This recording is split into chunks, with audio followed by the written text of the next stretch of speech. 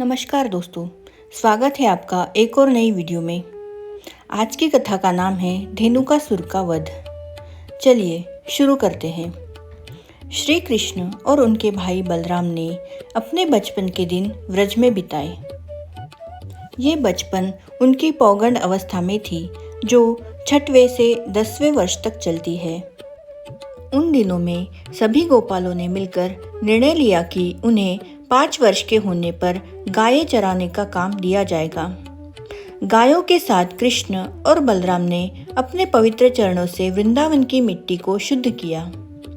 फिर उन्होंने अपने गायों के साथ फूलों, सब्जियों और घास से भरे वृंदावन के जंगल में प्रवेश किया। वहाँ के जंगल भक्ति भावना से भरे हुए थे और वहाँ के सुंदर वातावरण में कृष्ण और उनके मित्र आनंद मनाने लगे। वृंदावन का जंगल बहुत ही प्राकृतिक और सुंदर था, जहाँ पक्षियों का चहकना सुनाई देता था और साफ जल से भरे सरोवर थे। वहाँ की मधुर गंध से हवा में मधुरता फैलती रहती थी, जो उनके मन को आनंदित करती थी। उन्होंने देखा कि सभी पेड़ पौधे फलों से भरे हुए हैं और नए नए पुष्प नीचे आकर पृथ्वी को स्पर्श कर रहे हैं, जैसे कि वे उनके चरणों को स्पर्श कर रहे हो। कृष्ण और उनके मित्र बड़े भाई बलराम जंगल में आकर इस वातावरण का आनंद ले रहे थे। तभी सुदामा, सुबल और स्तोक कृष्ण ने कृष्ण और बलराम से प्यार भरी भावना से कहा, बलराम, तुम बहुत शक्तिशाली हो। तुम्हारी भुजाएं अत्यंत सुदृढ़ है। कृष्ण, तुम सभी असुरों को खत्म करने में कुशल हो। क्या तुम दोनों को पता है कि इस स्थान के पास ही तालवन नामक एक बड़ा जंगल है। ये वन ताड़ के वृक्षों से भरा हुआ है और सारे वृक्ष फलों से लदे हैं। इन फलों में से कुछ गिर चुके हैं और कुछ वृक्ष पर ही पककर लगे हुए हैं। वह अत्यंत सुंदर स्थान है, पर वहाँ जाना मुश्किल है, क्योंकि उस जंगल में राक्षस धेनुकासुर रहता है। वहाँ कोई भी जाकर वृक्षों के फल नहीं ला सकता। हे कृष्ण तथा बलराम, यह असुर एक गधे के रूप में वहाँ रहता है और उसके साथ वैसा ही रूप धारण करके अन्य असुर रहते हैं। वे सब के सब अत्यंत बलशाली हैं, अतः उस स्थान तक पहुँचना बहुत ही कठिन है। प्रिय भाइयों, तुम ही दोनों एकमात्र ऐसे पुरुष हो जो इन राक्षसों को मार सकते हो। वहाँ एक भी पक्षी या जानवर निवास नहीं करता। सब ने बसेरा छोड़ दिया है। सिर्फ उस जगह से आने वाली सुगंध का ही आनंद मिलता है। हम सब इस फलों की सुगंध से बहुत आकर्षित हैं। हमें वहाँ जाकर फलों का स्वाद लेना चाहिए। जब उनके अच्छे मित्रों ने बलराम और कृष्ण से ऐसी प्रार्थना की, तो वे खुश होकर उनके साथ वन की ओर निकले। तालवन में पहुंचकर बलराम ने अपनी महाशक्ति दिखाते हुए पेड़ों को हिलाना शुरू किया। इस झटके से सारे पके फल पृथ्वी पर आ गिरे। फल गिरने की आवाज सुनकर वहां पर धेनुकासुर नाम का राक्षस, जो एक गधे के रूप में रहता था, उस ओर तेजी से बढ़ने लगा। इससे सारी धरती और सारे वृक्ष हिलने लगे, मानो जैसे भूकंप आया हो।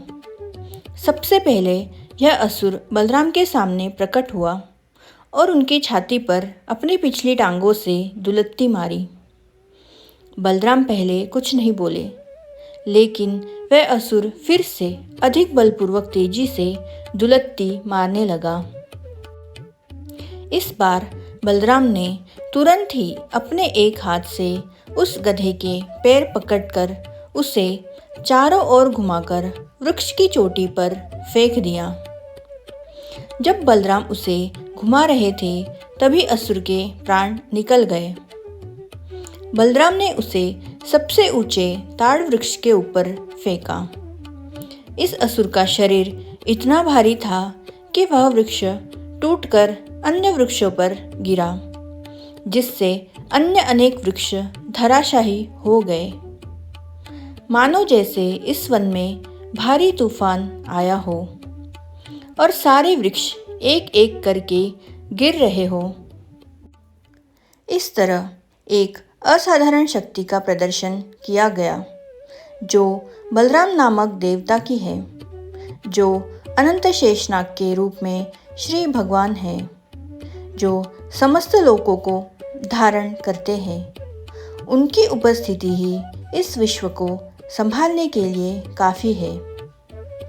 जब यह असुर वृक्षों के ऊपर फेंक दिया गया तो धेनुकासुर के सारे मित्र एकत्र हो गए और उन्होंने अत्यंत वेग से बलराम और कृष्ण पर आक्रमण कर दिया।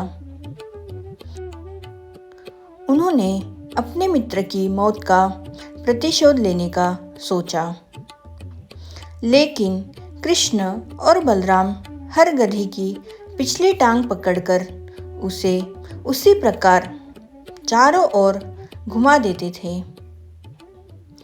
इसी तरीके से उन्होंने सभी को मार दिया और राक्षसों को वृक्षों पर फेंक दिया। गधों के शवों के कारण एक अद्भुत दृश्य उत्पन्न हुआ। लग रहा था मानो जैसे विभिन्न रंगों के बादल वृक्षों के ऊपर इकट्ठा हो गए हो। इस बड़ी घटना के सुनते ही देवता स्वर्ग से फूलों की बरसात करने लगे। धेनुकासुर के मारे जाने के कुछ दिनों बाद लोग तालवन में जाकर फल इकट्ठा करने लगे और पशु भी निर्भय होकर वहां उगी सुंदर घास चरने लगे। कृष्ण और उनके साथियों के लिए धेनुकासुर का वध करना ये एक बड़ी जीत थी। ऐसे ही कृष्ण और बाकी सब कहानियाँ सुनने के लिए हमारे चैनल को सब्सक्राइब करें। मिलते हैं अगली नई वीडियो में एक नई कथा के साथ। धन्यवाद। हरे कृष्णा।